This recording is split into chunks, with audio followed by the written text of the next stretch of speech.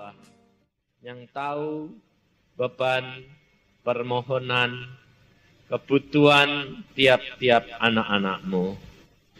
Dan hamba percaya Tuhan, Engkau akan jawab, Engkau akan jamah, Engkau akan uraikan, Engkau akan berikan kepada kami roh pengertian dan penurutan dan ketaatan, supaya kami dapat melakukan apa yang menjadi kehendak-Mu di dalam hidup kami. Karena kami tahu tanpa Engkau kami tidak ada artinya, Yesus. Dan segala sesuatu ada di dalam tangan-Mu. Dan ajar kami Tuhan untuk setia sampai pada akhirnya. Dalam nama Tuhan Yesus, kami ikat segala kuasa gelap. Jangan turut ambil bagian dalam firman Tuhan ini. Dan hanya Tuhan Roh Kudus yang berbicara dan memberikan pengertian kepada kami. Dalam nama Tuhan Yesus kami mengucap syukur dan percaya. Haleluya. Amin. Saudara-saudara yang kasih dalam Tuhan, kita belajar akan firman daripada Tuhan, saudara. Kehidupan kekristenan itu tidak teori dan tidak khayalan. Tetapi kekristenan itu adalah pengalaman pribadi dengan Yesus dan harus dialami secara pribadi. Maka jikalau kesaksian demi kesaksian menyatakan bahwa hidup saya itu sebetulnya seperti dongeng, saya tidak protes maupun menyalahkan. Karena apa? Saya sendiri sebagai orang yang ngalami, kalau saya cerita dengan istri dan anak-anak saya, kita mengatakan bahwa hidup kita ini kok kayak suatu khayalan ya. Nah, istri dan anak-anak juga mengatakan, memang bagaimana mungkin kita sendiri saja merasa kayak khayalan, apalagi orang yang dengar. Kalau mereka tidak percaya, itu logis. Tetapi kekristenan ini bukan suatu dongeng, saudara, tapi adalah satu kenyataan. Dan Allah sendiri yang akan membela dan akan memberikan pernyataan kepada kita tiap-tiap anak-anaknya. Maka dari itu, saudara, kalau saudara tidak ngalami secara pribadi, tidak praktek, saudara tidak akan percaya. Dan apa yang saudara dengar, dan itu saudara terima, saudara alami, dan saudara praktekkan, mesti jadi. Aneh.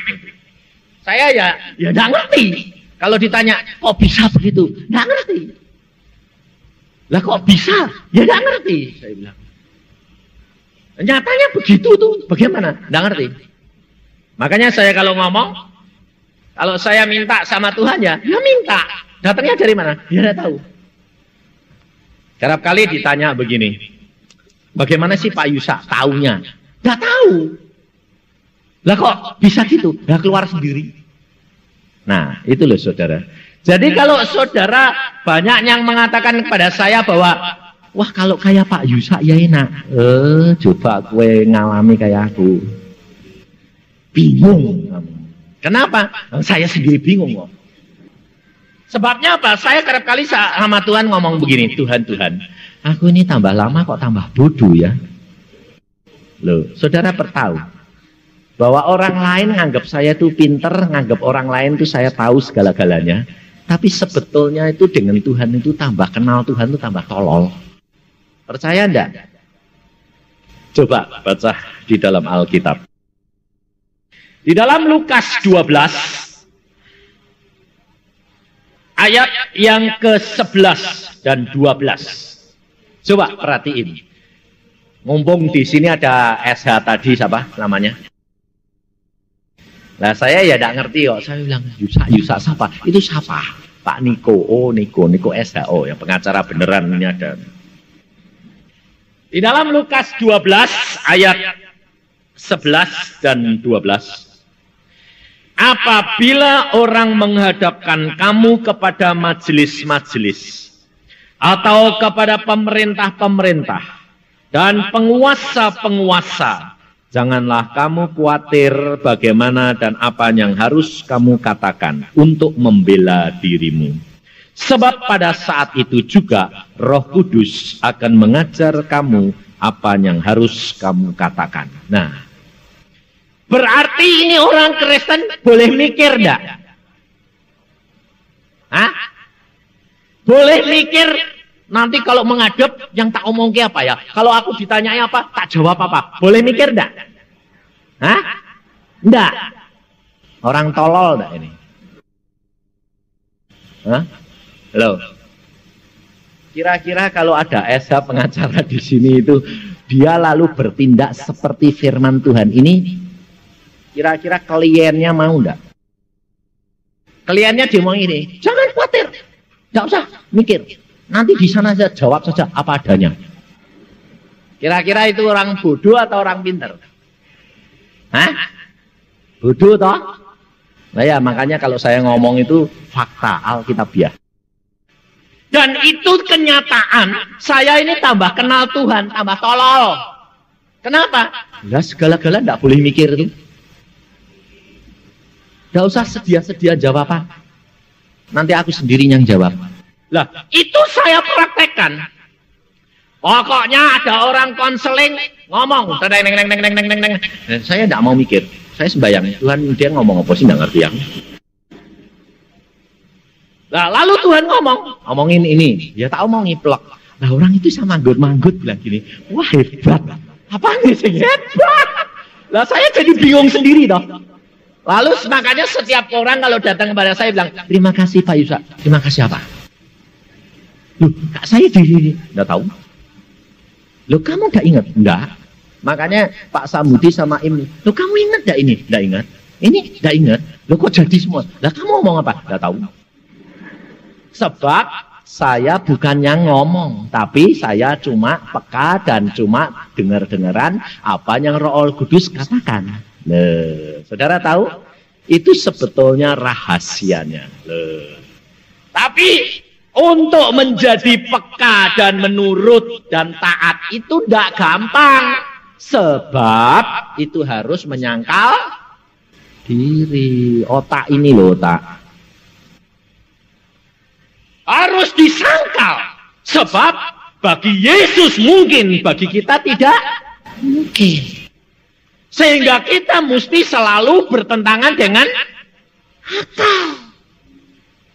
Dan untuk ini tidak hal yang gampang, saudara. Karena apa? Sedia dipermalukan. Tidak takut dicemooh, dimaki-maki orang. Tidak takut salah. Nah, kalau salah ya dimaki toh. Nah, paling-paling ya dimaki orang. Nah, saya malah gini, Tuhan, kalau salah saya dimaki. Alkitab berkata, kalau engkau dimaki karena aku opahmu double 2 kali, lumayan ya saya bilang. Jadi berprinsip setiap firman Tuhan mesti digenapi. Ini rahasianya, saudara. Maka dari itu Tuhan Yesus berkata, kalau engkau tidak seperti anak kecil, engkau tidak akan masuk dalam kerajaan surga. Kenapa? Kebanyakan mikir. Dan orang Kristen sudah karaten semuanya. Tambah pinter, karate tambah banyak. Sebabnya apa? Sebab ini sudah dilatih. Segala sesuatu harus pakai akal. Maka dari itu kita kerap kali bertentangan dengan Roh Kudus. Maka kita harus belajar pada hari ini, saudara. Mengapa janji-janji Allah, kuasa Allah, mujizat Allah, dan segala yang Allah janjikan tidak kita nikmati secara sempurna?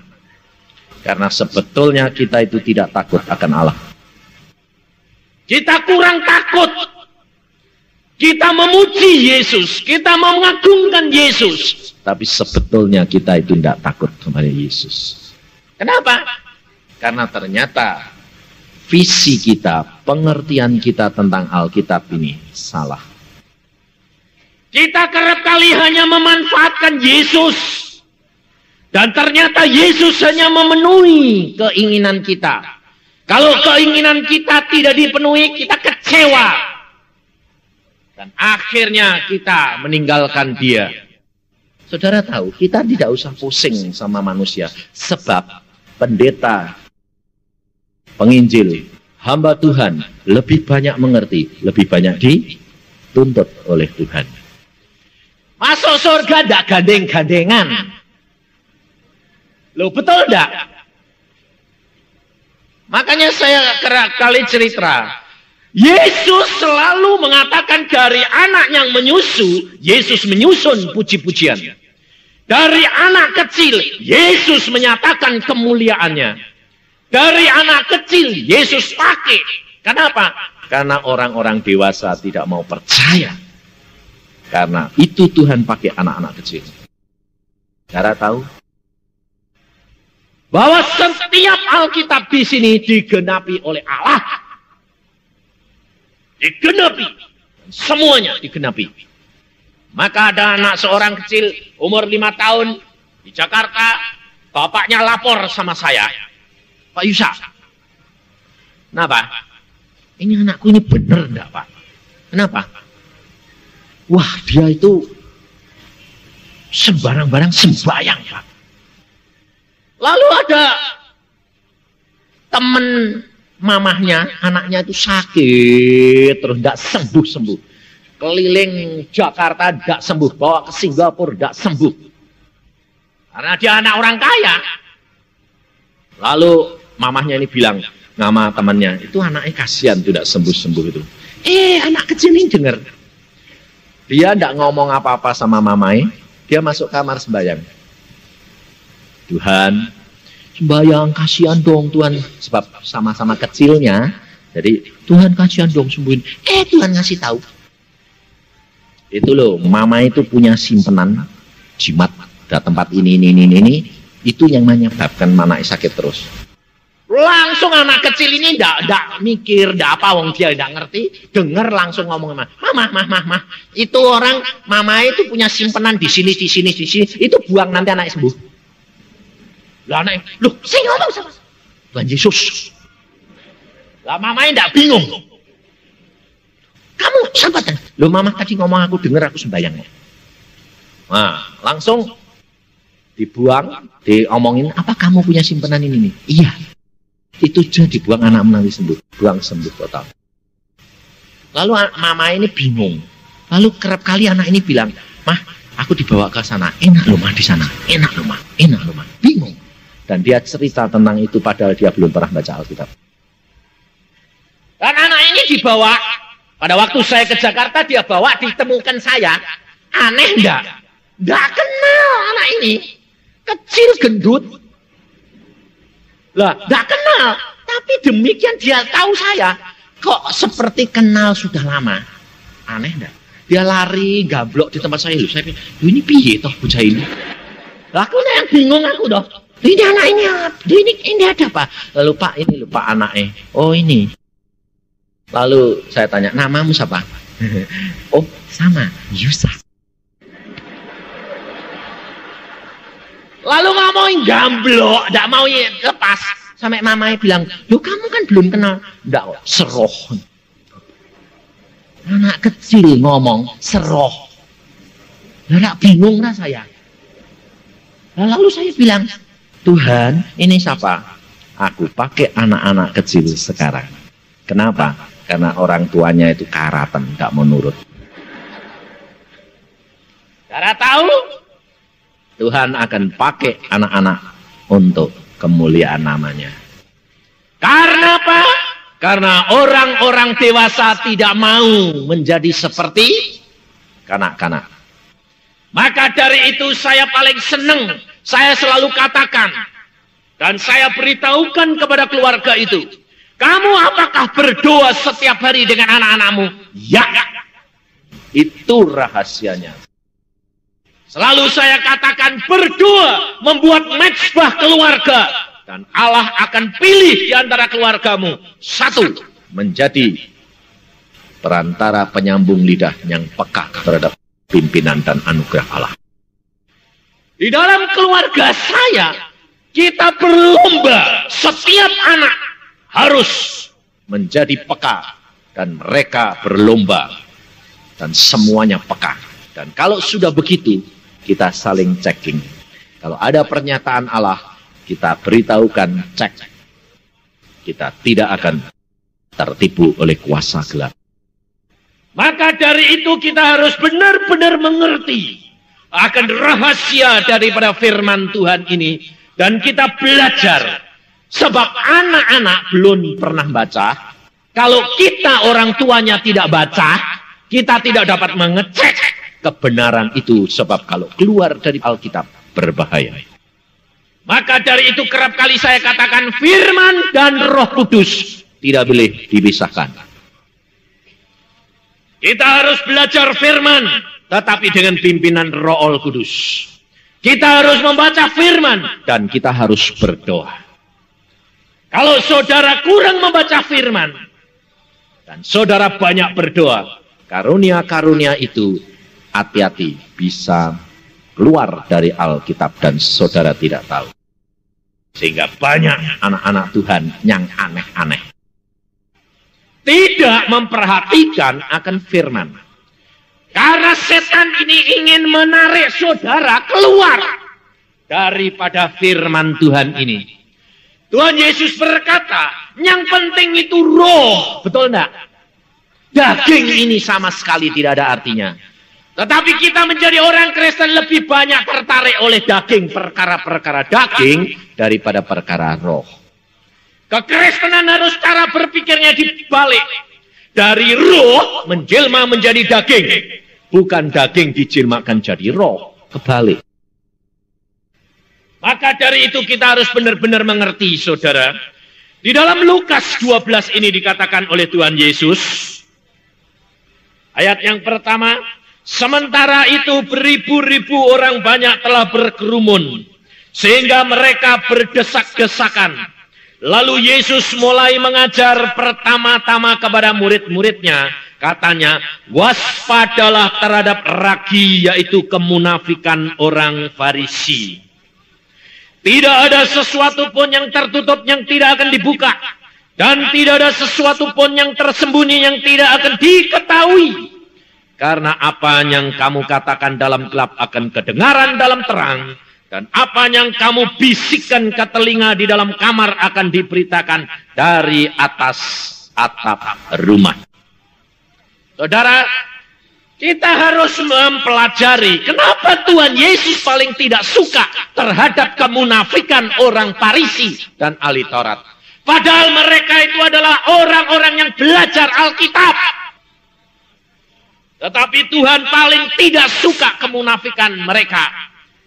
Saudara perhatikan, mungkin saudara tidak merasa bahwa kerap kali saudara setelah menjadi orang Kristen, saudara ketipu setan sehingga saudara sama dengan orang Farisi dan ahli Taurat.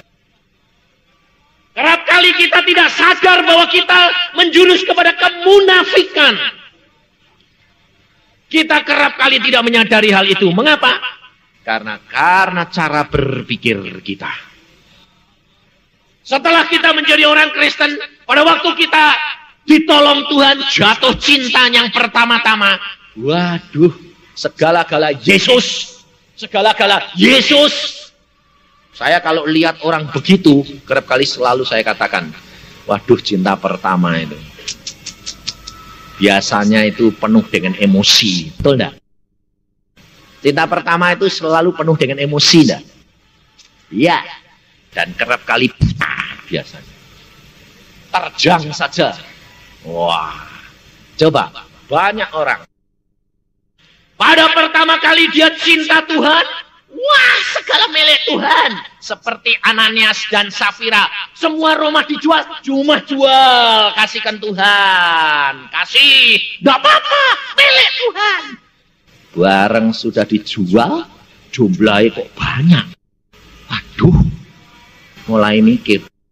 Kalau dikasihkan semua. Sayang dong. Ambil aja sebagian. Rasul tidak tahu kok.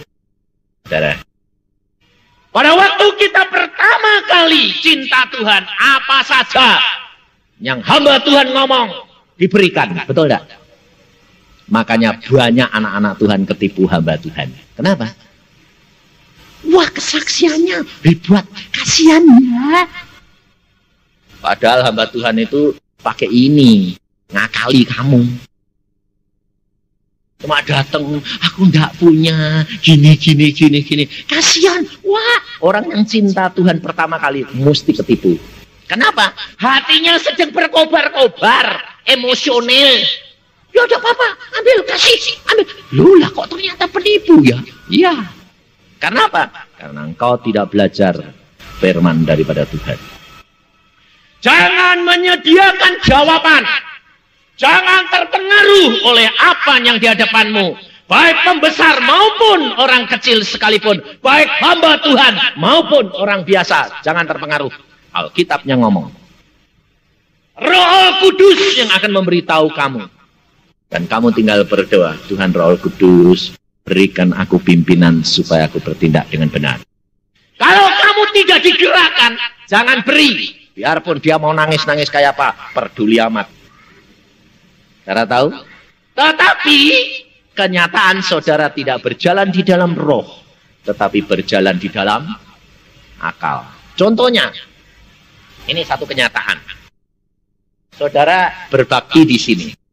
Semua pakai AC. Gedungnya bagus gini. Kira-kira kalau kamu digerakkan roh ngasih banyak, pikiran bilang apa? Oh, Pak Yusuf sudah sugih loh. Betul enggak? Ini dibangun ini loh 90% uangnya dewek. Oh, enggak usah bangun ini ya Isa, mosok merawat dai. Betul enggak? Cara berpikirmu ini betul enggak? Saudara, itu cara berpikirnya dunia. Saya belajar dari Tuhan.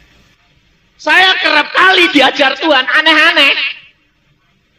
Justru yang enggak masuk akal, suruh ngaku ke. Nah, bayangin, ada seorang kaya yang biasanya dia memberi saya. Sebaliknya, satu saat Tuhan bilang sama saya, ambil uangmu 100.000, kasih dia. Lara bingung gue. Orang kaya yang biasa ngasih saya, sekarang Tuhan bilang, ambil 100.000, berikan dia. Aneh gak?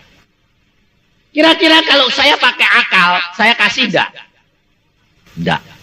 Tapi saya orang yang enggak peduli. Istri saya bilang, aku kok ya digerakkan ya, persis sama kamu ya. Dia enggak apa sih? Dia enggak kekurangan pengusaha gede, kaya raya.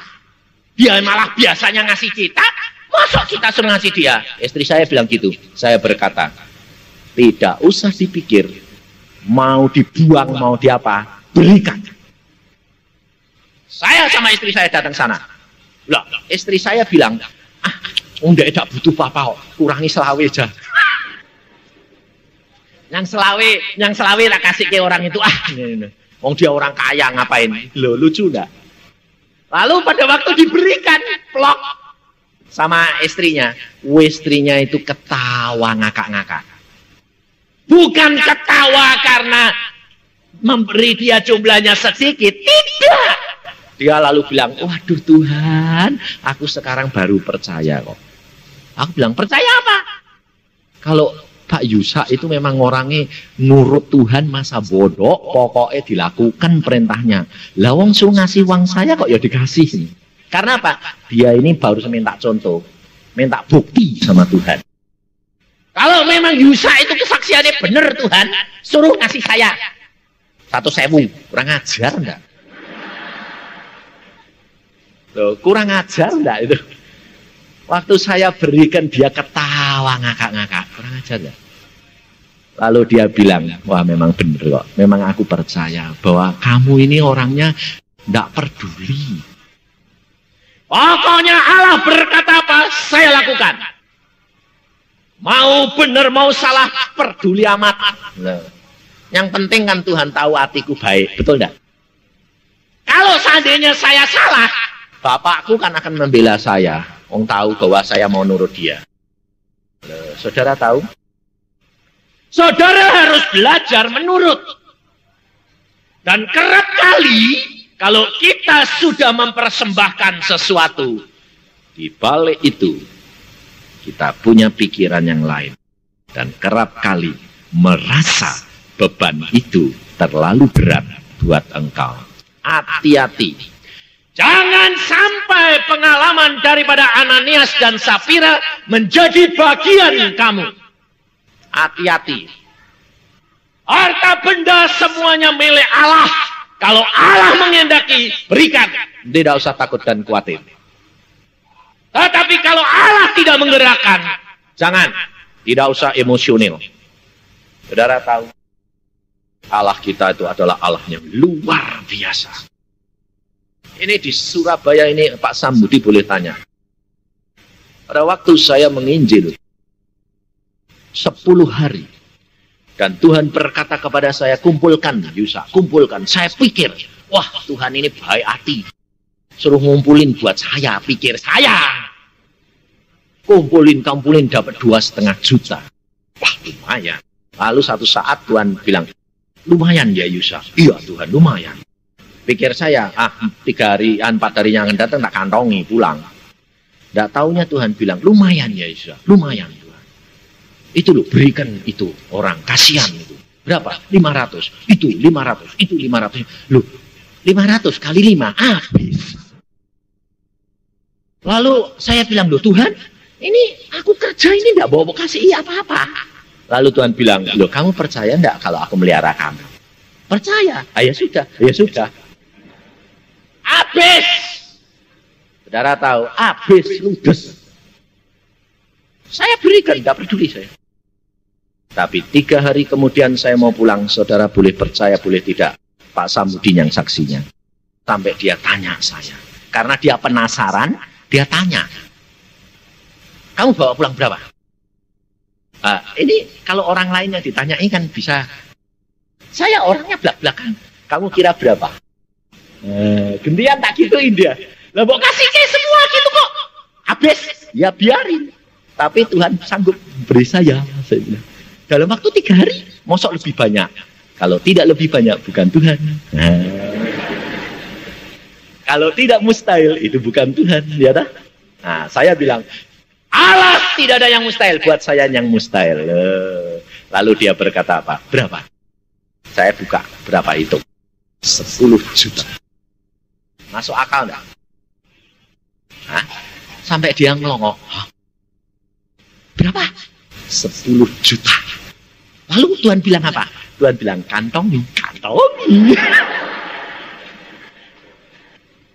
Loh, ini terus terang bukan berarti saya tamat, tidak diuji lebih dahulu.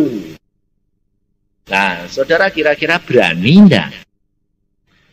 Saya yakin, saudara jawabannya berani kalau dikasih tahu. Nah iya, pasti toh, berani toh, kalau dikasih tahu toh. Kasihkan, nanti tak ganti 3 ke 4 kali, mesti berani toh. Berani, tapi kalau udah dikasih tahu berani enggak? Berani enggak? Mikir lah iya itu loh. Makanya saudara, iman itu diuji pada waktu dalam kesukaran. Kita harus praktek menurut pimpinan roh. Peka terhadap pimpinan dia dan melakukan apa yang menjadi kehendak dia. Kalau Tuhan bilang mati, ya bilang oh mati. Jangan lalu bilang, gak apa-apa, aku sungkan. Coba kalau saudara menghadapi orang sakit, lalu saudara sembahyang. Saya itu kalau menghadapi orang sakit, sembahyang blak-blakan, masa bodoh. Makanya kalau undang-undang saya hati-hati. Kalau Tuhan bilang, Yusa antar pulang. Ya saya bilang, sudah waktunya untuk pulang, segera pulang. Dalam nama Yesus, pulang. Nah, saya orangnya tidak peduli. Nah, apakah hal seperti itu dapat saya alami dan saya terapkan sendiri? Saya beritahu saudara. Saya barusan pulang dari Australia. Sebulan di sana. Dan ini saya lihat kok itu orang Australia masih ada di sini. Dan saya ketemu dia lagi tuh. Nah, saudara tahu, sebelum saya berangkat ke Australia sama istri saya, 2 bulan sebelum itu, anak saya itu entrokal dari Belanda. Dia mengatakan begini, Papa, ada apa dengan Mama? Ada apa? Papa, saya diberitahu Tuhan sampai 2 kali bahwa mama harus pulang tahun ini. Bayangin, saudara. Tahun ini loh, ini belum habis ini. Saya bilang, hah? Mama pulang tahun ini? Iya, Papa. Bagaimana Tuhan ngomong sama kamu? Lalu dia menceritakan. Tuhan berkata, nak, ibumu aku mau bawa pulang tahun ini. Kenapa kamu diberitahu Tuhan kok tidak saya? Tuhan berkata kepada saya, seperti ibumu pada waktu aku mau bawa pulang, aku beritahu kamu anaknya, bukan suaminya, papahmu. Oh ya Tuhan, oke deh. Lalu bagaimana kata Tuhan? Pada pertama kali saya dilihatkan, Mama sudah di dalam peti mati. Dan saya berkata, Tuhan, aku mau bertemu dengan ibuku sebelum dia mati. Lalu Tuhan berkata lagi setelah 1 bulan, kalau engkau mau bertemu dengan ibumu, pulang sebelum bulan ini. Dia sebut 1 bulan. Dan dia diberikan lihat lagi. Ibunya belum mati, tapi sedang dalam keadaan yang mau pulang. Lalu dia berkata lagi, Tuhan, aku mau ketemu mama. Dia masih sehat. Oke, Tuhan bilang, kamu ketemu dia, pulang sebelum bulan ini. Diberitahu. Lalu saya katakan, oke nih, segera pulang, sekarang saja, lebih dahulu. Supaya kamu bisa senang-senang dan beres-beres dengan ibumu. Apa terjadi, saudara? Pada waktu dia mau pulang, Tuhan pesan sama dia, beritahukan ibumu, jangan capek-capek, jangan terlalu lelah. Sebab kalau terlalu lelah, waktunya akan disingkat karena jasmaninya tidak mampu. Padahal istri saya diperiksa, ya tidak ada sakitnya apa-apa. Sehat, sekarang gendut, ya tidak tahu. Saya, dokter, adik saya kan dokter sendiri di Sumber Waras. Asisten bedah juga. Hin, saya bilang kayak gini, ini sakit apa sih? Tidak ada kok. Kak, tidak ada. Hanya obatnya itu jangan capek-capek. Kalau capek, pembuluh darahnya pecah. Itu sakit apa sih? Tidak tahu. Saudara, sampai dia ini karena kakaknya sendiri dicari, ditanyain sama spesialis-spesialis. Tidak tahu. Aneh. Ya. Tapi nyata. Lah saya tidak pusing. Tidak usah pusing. Itu urusannya Tuhan. Kalau harus pulang-pulang. Dan pada waktu ke Australia, ternyata dia tidak sadar bahwa dia ini terlalu capek. Ngurusin barangnya anaknya ke Belanda, ngurusi barangnya sendiri ke Australia, lelah. Di Australia datang 1 hari langsung retreat, tempatnya dingin, makanan tidak suka dia, dan tidak ada nasi. Wah, akhirnya dia jatuh sakit. Selesai retreat, saya lihat, wait, sakit. Dia bilang, Pak, pulang ke Sydney cepat, Pak. Kenapa? Aku tidak kuat, Pak. Oke, saya minta diantar adik saya, pagi-pagi saya pulang. Sampai di sana, sore hari saudara tahu, saya ini ngelayani orang yang sakit mau game itu banyak. Jadi pada waktu saya sore hari, saya lihat istri saya, wait, mau game ini orang. Saya lihat dia kaget, wait, Tuhan, langsung saya ngomong, Tuhan, istriku ini mau pulang. Saudara tahu, pembuluh darahnya sini dan seluruh tubuhnya pecah semuanya. Perdarahan di bawah kulit semuanya. Dan ini pecah, matanya buta. Dia berkata, loh, Pak, aku kok tidak bisa lihat? Saya bilang, tutup mata, ucapkan syukur. Karena pembuluh darahmu pecah semuanya. Waktunya sudah singkat, kamu segera pulang. Dan dia berkata, pantesan, aku kok ringan badanku naik turun. Bayangin saudara, Sudah naik, turun lagi, naik, turun lagi. Loh, badanku kok jadi ringan, Pak? Iya. Karena waktumu sebetulnya sudah singkat. Loh, aku mau pulang ke sini. Lalu saya bilang, pulang di Australia, pulang di Indonesia, sama saja. Toh kita ketemu di Firdaus. Bisa? Dan kamu boleh tanya istri saya tidak mengeluarkan air mata. Saya percaya Allahku akan melakukan segala perkara yang terbaik untuk anaknya. Saudara tahu? Kehidupan kekristenan harus benar-benar jalani dan lakukan firman Tuhan. Hidup untuk Yesus, mati adalah satu keuntungan. Jangan tanya-tanya lagi, jangan ragu-ragu lagi. Coba ibu tadi, iman percayanya naik turun, akhirnya menderita toh. Gepeng enggak ya? Gepeng dia. Sesak napas, bingung. Cari dokter sana, cari dokter sini. Loh, betul enggak? Saya kalau ngomong ini belak-belakan sebabnya Pak. Sebab saya sendiri ngadepi begitu. Kalau saya ngajari orang ya begitu. Di sini itu sama, ada orang satu. Saya tidak mau karena sebut karena orangnya itu masih malu-malu. Dia juga punya kanker ganas. Dokter mengatakan ini kanker paling ganas di payudaranya. Dibuka, diambil, wah sakal. Paling ganas. Paling cepat 3 bulan. Waktu dia telepon saya sendiri, siapa kamu? Oh, saya ini. Oh, Lalu saya berdoa, Tuhan ini bagaimana? Pak Yusa, apa yang saya harus lakukan? Langsung saya ngomongnya apa? Wes siap mati po durung kowe. 3 bulan bakal mati, sekarang mati, setahun mati, sama saja. Kamu sudah siap enggak dengan Yesus? Jawabnya enggak langsung, kenapa? Kaget. Lah wong telepon maksudnya itu tanya, kok malah dijawabnya sudah siap mati, Pak Bro. Setelah delok anteni, saya bilang, Tuhan, ini dia takut ini orang takut. Ini pasti takut ini. Saya di Bandung telepon. Bagaimana? Ya wis tak pikir-pikir ya memang benar ya Pak. 3 bulan ya mati ini mati ya. Sudah. Sedia? Sedia. Dokter bilang apa? Operasi. Nah, kamu sedia mati enggak? Nah, dokternya janji kalau dioperasi hidup enggak?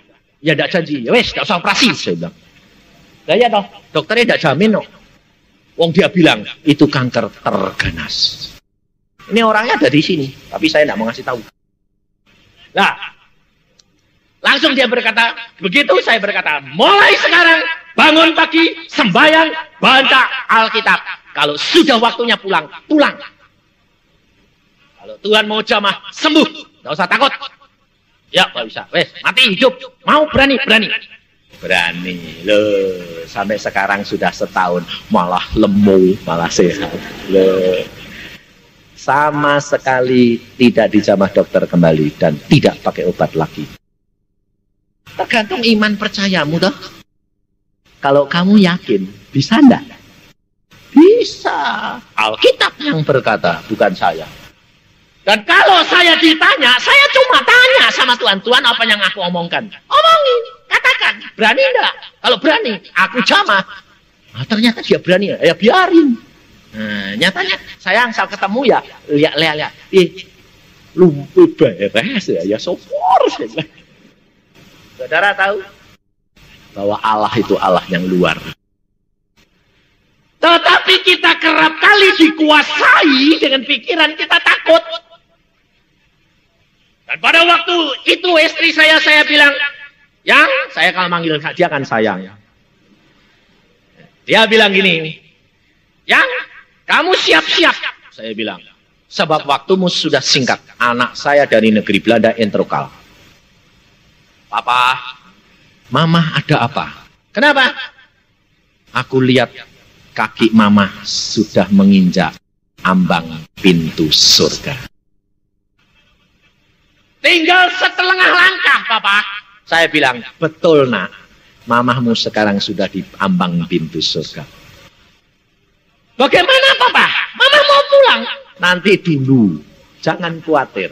Aku mau tanya bapakmu di surga. Cepat kasih tahu. tahu loh, Mah. Pak, ya. Apa terjadi, saudara?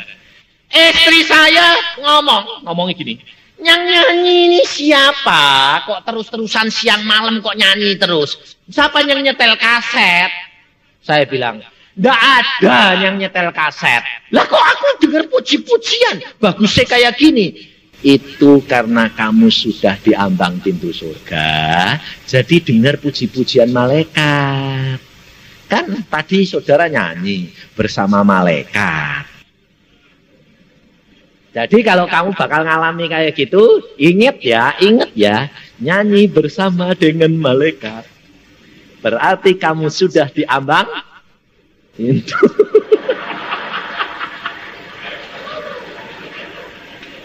Hal ini saya tahu kenapa saya ngalami sendiri. 6 bulan saya waktu di Irian Barat. Karena saya di Irian Barat sendirian, Yesus itu kasihan. Setiap jam 12 malam sampai jam 2 malam saya dibangunkan. Tuhan berkata, dengar puji-pujian di surga. 2 jam setiap hari, 6 bulan. Gak ada kur kayak gitu. Karena apa? Malaikat yang nyanyi. Saya bilang sama istri saya, kamu sudah di ambang pintu surga. Oh, pantesan. Puji-pujiannya kok bagus sekali. Iya, saya bilang. Udah, sekarang kamu siap-siap, saya tak sembayang, saya bilang. Nah, sembayang saya tidak berani tutup mata. Kenapa? Lah, saya kan mesti lihat. Lah, kok mangkat?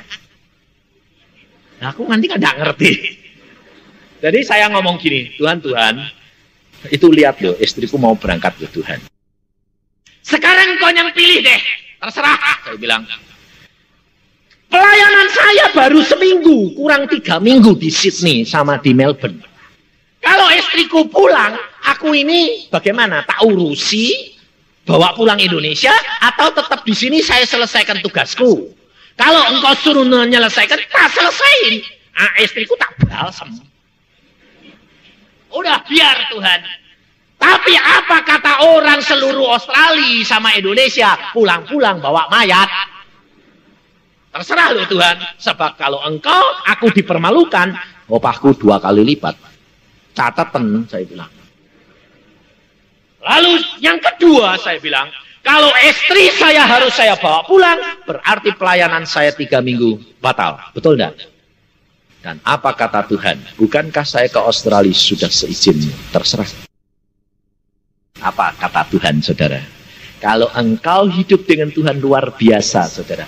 Roh Kudus bicara jelas. Ngomong jelas sekali.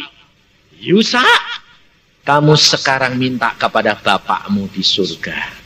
Bapak sudah siap untuk mengabulkan setiap permohonanmu.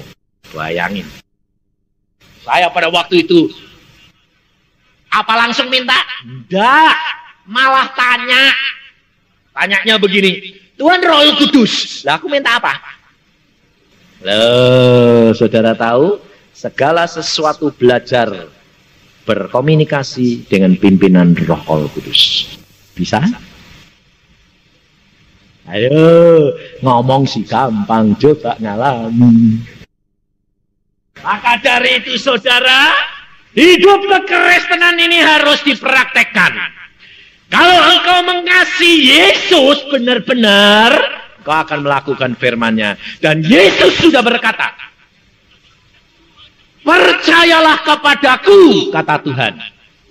Kuk yang kupasang kepadamu enak dan ringan. Dan itu saya alami. Kalau Tuhan sudah mengukur bahwa aku harus ditinggal istriku, saya pun akan sanggup mengangkat beban yang Tuhan berikan kepada saya. Karena Yesus sudah berkata, enak dan ringan. Maka seorang hamba Tuhan dari Bandung juga, Andreas, bilang begini, Pak Yusa, jangan dong. Istrimu, kenapa kamu ribut-ribut kayak begitu? Saya bilang. Nggak enak Pak, saya ini loh Pak ditinggal istri setengah mati. Maksud saya itu jangan Pak, mintaan Tuhan Yesus supaya tambah, supaya kamu ini tidak dikejar-kejar perempuan. Karena susah Pak, saya bilang. Kamu pada waktu ditinggal istrimu, kamu tidak ada jaminan. Karena kamu tidak minta jaminan Yesus. Beda dengan saya. Kenapa saya tidak minta? Karena saya berkata kepada Tuhan Yesus, kalau istriku engkau ambil, engkau jamin saya Tuhan. Dan saya hidup hanya untuk Yesus dan anak-anakku. Tidak untuk perempuan yang lain. Kalau Yesus tahu bahwa aku nanti dikejar-kejar jatuh, istriku mesti diperpanjang dong. Nah, iya toh. Kalau diperpanjang, saya minta jaminan. Dia tidak akan jatuh. Cara hidup dengan Yesus harusnya begitu, saudara. Segala perkara serahkan dia, kembalikan kepada dia, karena dia yang punya hidup ini. Ini hidup di dalam Yesus. Maka dari itu Tuhan berkata, jangan kamu sembunyi-sembunyi. Jangan mulai memikirkan perkara-perkara pengorbananmu dan perkara-perkara persembahanmu, perkara-perkara yang engkau perbuat, perkara-perkara yang engkau janjikan kepada Allah dengan cara berpikirmu sendiri. Pada waktu kamu cinta Yesus, kamu berikan. Tapi setelah kamu berikan, kamu menjadi kecewa seperti Ananias dan Safira. Hati-hati. Jangan sampai terjadi kutuk itu dalam dirimu. Kalau engkau sudah berjanji, lakukan. Semuanya untuk kemuliaan Dia. Dan Dia sanggup mengembalikan kepada kamu. Maka dari itu saudara, Yesus paling tidak suka kemunafikan orang Farisi dan ahli Taurat. Karena apa? Karena kalau dia memberi supaya orang lain lihat. Kalau sudah berjanji, dia tarik kembali. Kalau orang tidak tahu. Jangan minta orang lain membantu engkau kalau itu jatahmu. Kalau engkau harus punya jatahnya, engkau yang harus beri. Jangan mengatakan, kok aku terus yang beri, bahwa orang lain ikut bantu. Sekali-kali jangan punya pikiran begitu. Allah tidak suka. Maka dari itu Tuhan berkata di sini, aku berkata kepadamu, hai sahabat-sahabatku, janganlah kamu takut terhadap mereka yang dapat membunuh tubuh, kemudian tidak dapat berbuat apa-apa lagi. Aku akan menunjukkan kepada kamu siapakah yang harus kamu takuti. Takutilah dia yang setelah membunuh mempunyai kuasa untuk melemparkan orang ke dalam neraka. Sesungguhnya aku berkata kepadamu, takutilah dia. Kita kerap kali menjadi orang Kristen kurang takut kepada Allah. Mengapa? Karena kita keliru menangkap Alkitab. Saudara, kenapa Alkitab ini diberikan kitab perjanjian lama dan perjanjian baru? Saudara tahu? Mengapa Alkitab ini diberikan kepada kita perjanjian lama dan perjanjian baru? Saya beritahukan. Karena saya baru tadi pagi diberitahukan oleh Tuhan perkara ini lagi baru. Karena Yesus memberikan hukum kepada Anda, kasihilah Allah Tuhanmu dengan segenap hati, pikiran, akal budi, dan kekuatan. Yang kedua, kasihi sesama manusia seperti dirimu sendiri. Ini dua hukum ternyata perjanjian lama dan perjanjian baru. Perhatiin. Perjanjian lama adalah di mana Allah menyatakan diri di dalam tiang api dan tiang awan, memimpin bangsa Israel secara nyata. Salah dihukum, salah dihukum, salah dihukum. Itu Allah kita, karena Allah kita itu adil.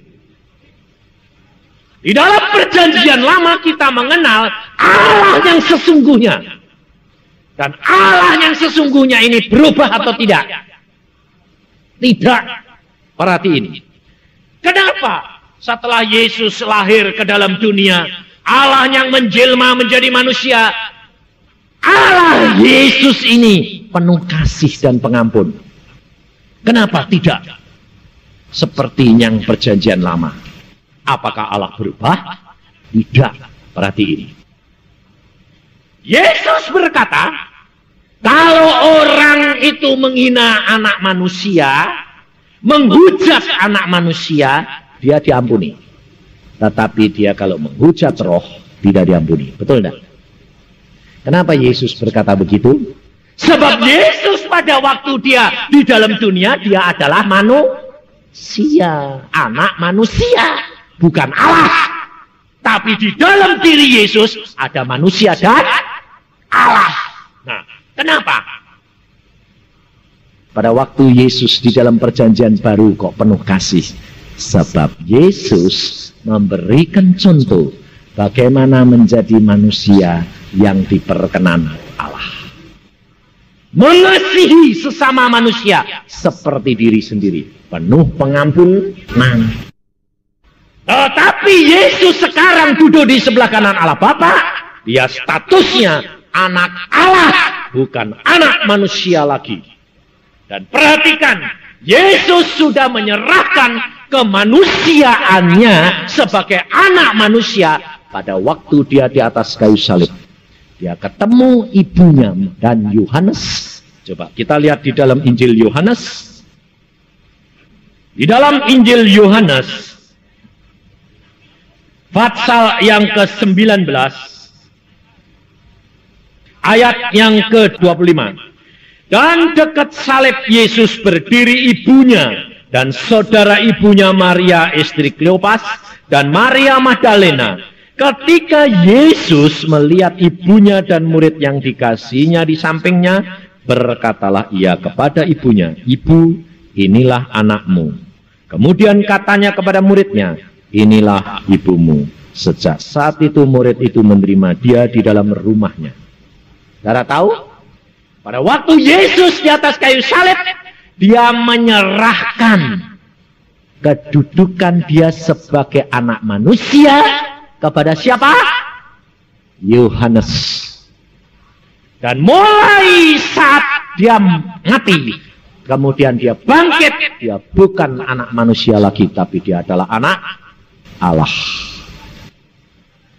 Maka dari itu saudara harus perhatikan, engkau membaca perjanjian lama, engkau harus kenali Allahmu yang adil, yang tegas. Segala dosa mesti dihukum. Tetapi di dalam perjanjian baru, Yesus memberikan contoh kepada kita untuk kita bertindak terhadap sesama manusia seperti Yesus lakukan. Penuh pengampunan. Saudara, dua hukum ini harus engkau pegang. Tidak dapat dipisahkan. Maka Yesus berkata, takutilah dia sebagai Allahmu yang maha kuasa dan adil. Sebab Yesus nanti akan datang sebagai hakim di atas segala hakim. Tidak ada belas kasihan lagi. Karena dia memang Allah yang tegas, adil, benar, dan penuh kasih kepada orang yang percaya dan melakukan firman dia. Maka Yesus berkata, siapa yang menyembah kepada Bapa harus menyembah di dalam ruh dan kebenaran. Kebenaran berarti di dalam Yesus, di dalam ruh berarti di dalam pimpinan Roh Al-Kudus. Dua perkara tidak bisa dipisahkan. Jangan salah ngerti. Ada hamba Tuhan berkata, kita harus menyembah Allah di dalam ruh dan kebenaran. Lalu dia mengajak saudara harus menyembah dalam bahasa roh lain. Menyembah di dalam roh tidak harus di dalam bahasa roh, tetapi boleh di dalam bahasa roh. Menggunakan bahasa roh atau tidak masalah. Di dalam pimpinan Roh Al-Kudus. Maka dari itu, saudara yang belum dapat bahasa roh, jangan kecewa. minta dipenuhi. Sebab yang penting adalah Roh Al-Kudus di dalam diri. Orang masuk surga tidak ditanya karuniamu banyak berapa. Yang ditanya berapa kamu berbuah. Maka dari itu engkau harus benar-benar pelajari perjanjian lama dan perjanjian baru. Perjanjian lama engkau mengenal akan Allahmu yang sesungguhnya yang perlu kamu takuti. Perjanjian baru kamu harus lakukan untuk sesama manusia. Maka engkau akan menjadi manusia yang diperkenan Allah. Tidak usah takut segala perkara. Allah sanggup jamin engkau dan saya. Cari dulu kerajaan surga serta kebenarannya. Semuanya akan ditambahkan kepadamu. Amin. Mari kita berdoa. Tuhan, firman-Mu sudah hamba sampaikan. Dan anak-anak-Mu di tempat ini sudah mendengar. Bapak, segala kehidupan kami adalah di dalam tangan-Mu.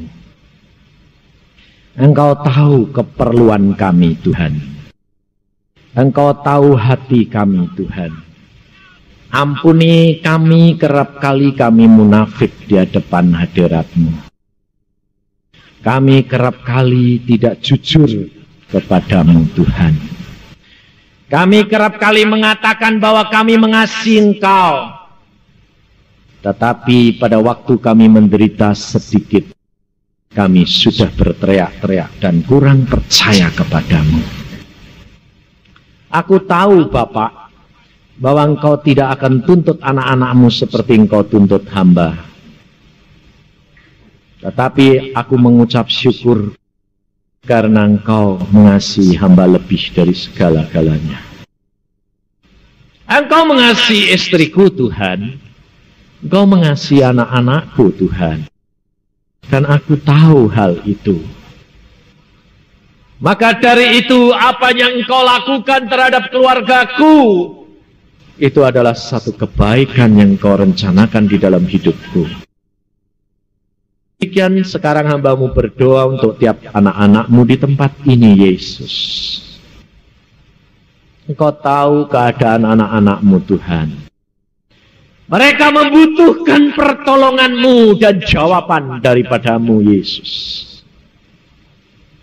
Tuhan, ampuni karena kekurang percayaan kami dan kepekaan kami. Saudara, jangan kau membatasi kuasa Allah. Jangan sekali-kali mengatakan bahwa aku tidak sepeka Engkau.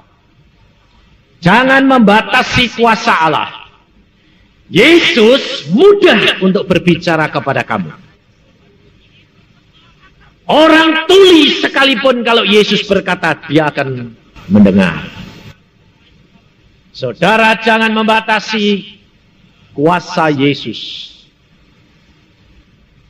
Tetapi katakan kepada dia, Tuhan, jikalau Engkau mau menjawab, Engkau dapat menjawab dan aku pasti mengerti dan mendengar.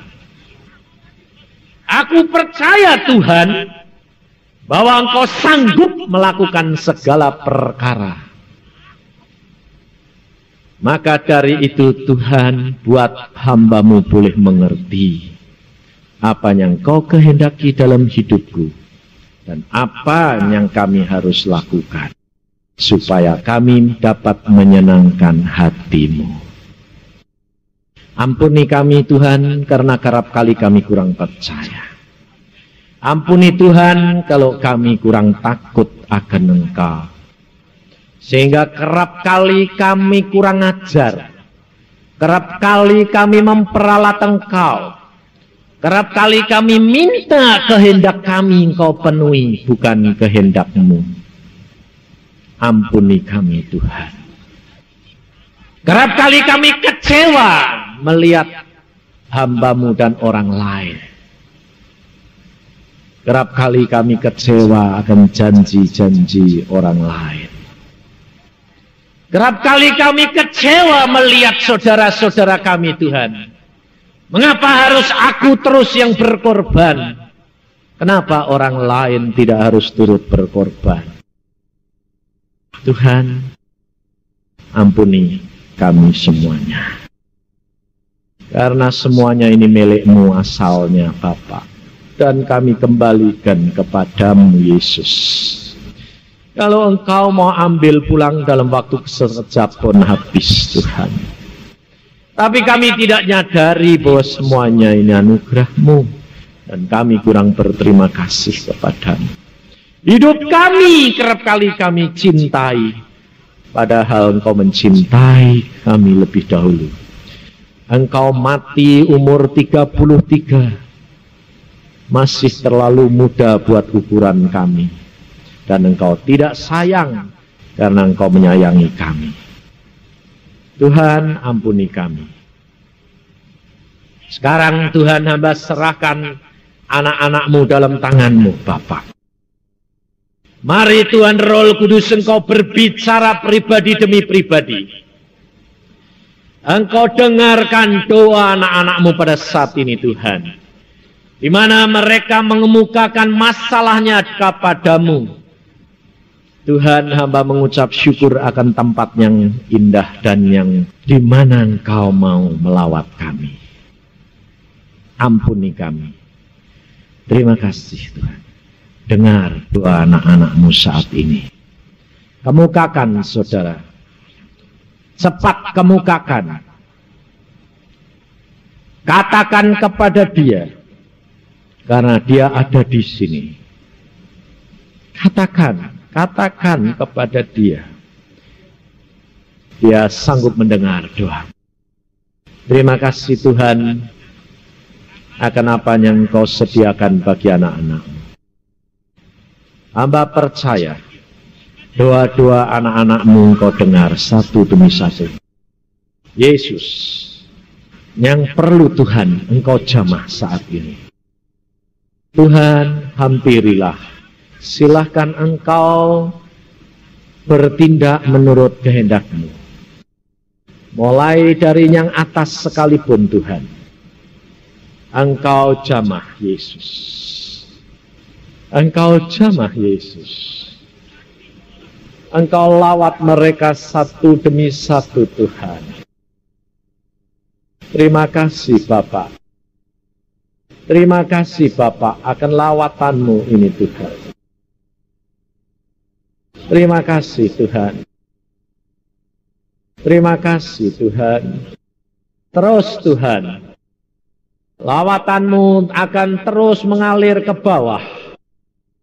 Yesus, sikia karata syakata kuria kata kaya kia karata syakata kaya kiria kata kaya karata shikikia karata sakata kaya kia karata sakata goye kia karata syakata kuria kata kaya kite kaya karata syakata kuria kata. Tuhan, hamba-Mu serahkan anak-anak-Mu dalam tangan-Mu, Yesus.